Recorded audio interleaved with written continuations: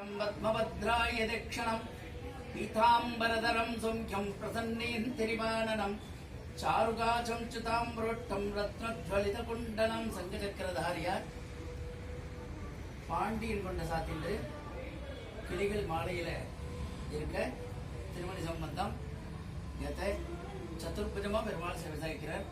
நின்னண்ட பெருமாளும் கதை வச்சுருப்பார். இப்போ உட்கார்ந்து பரமபதனாக தான் சேவை சாய்க்கிறார்.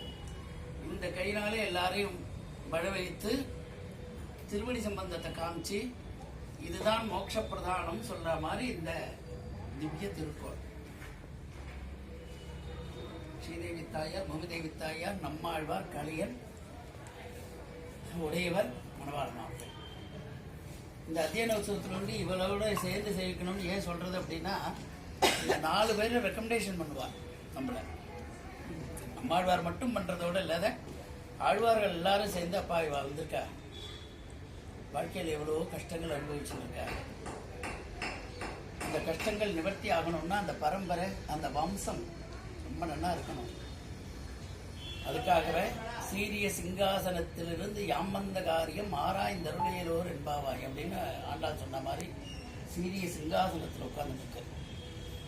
அப்பேற்பட்ட ஒரு அந்த சிங்காசனத்திலிருந்து உட்கார்ந்து நமக்கு அனுகிரகம் பண்ற மாதிரி ஒரு திவ்ய சேவையை ஆழ்வார்கள் மூலியமாக சேவிக்கக்கூடிய ஒரு பாக்கியம் அத்தியன உற்சவத்தில் மட்டும்தான் கிடைக்கும்.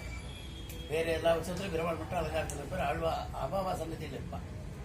இங்க வந்து இவாளோடு சேர்ந்து சேவிக்கும் பொழுது இவாளுடைய ஸ்பெஷல் ரெக்கமெண்டேஷன் நமக்கு கிடைக்கிறதுனால கண்டிப்பாக நமக்கு எந்த விதமான பிரச்சனைகளையும் அவர் பார்த்து